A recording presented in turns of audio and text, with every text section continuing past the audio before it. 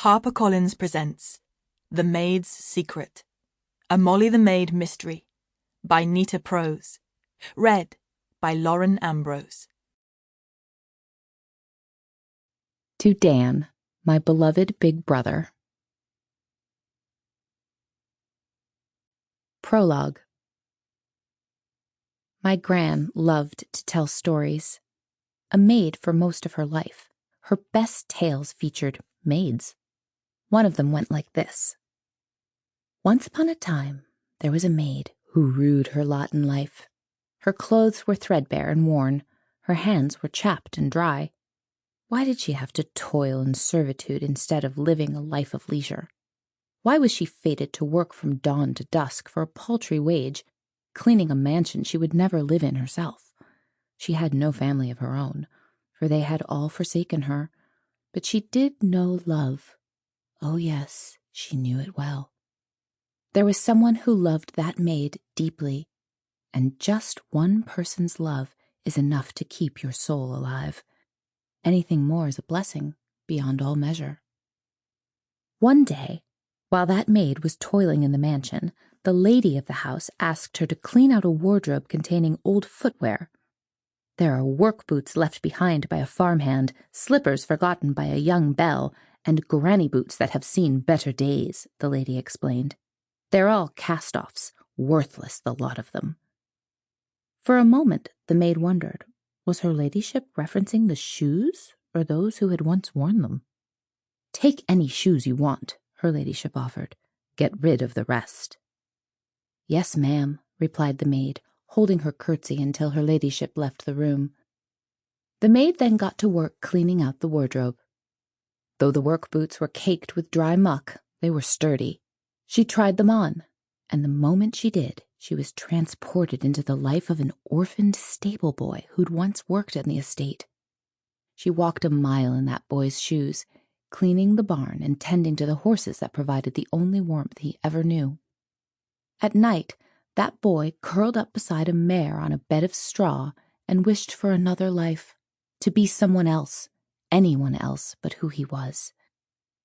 Upon feeling the stable boy's keen loneliness, the maid quickly kicked the boots off her feet.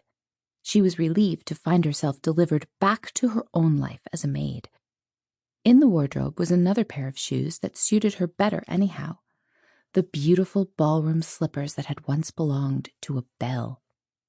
She fastened them to her feet, and, as if by magic, she was wearing a gorgeous chiffon gown, being twirled around the dance floor by a dashing prince. But without warning, the prince cast her aside for a prettier belle, whom he now kissed right in front of her. She wrestled with the clasps and ripped the slippers off. Delivered unto herself, the maid eyed the last pair of shoes in the wardrobe, old granny boots. She could not resist.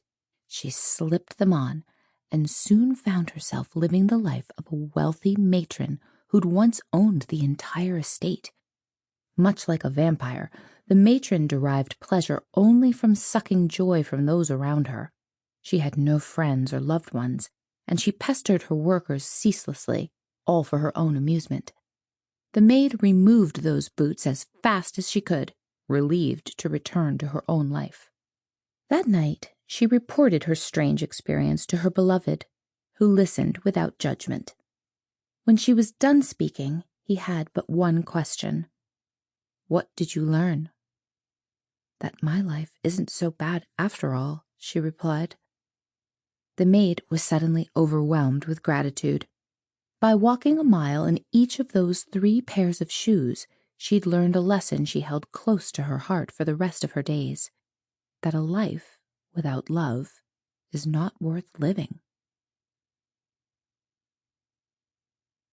Chapter 1. A few years ago, when my gran was alive, she gave me a key. It's a simple skeleton key, tarnished and worn. No amount of polishing has ever made it shine. To this day, I don't know why she gave it to me or what it unlocks. Gran was ailing when she produced it from under her pillow and pressed it into my hands. I didn't know it at the time, but she had only a few days to live. Sample complete. Ready to continue?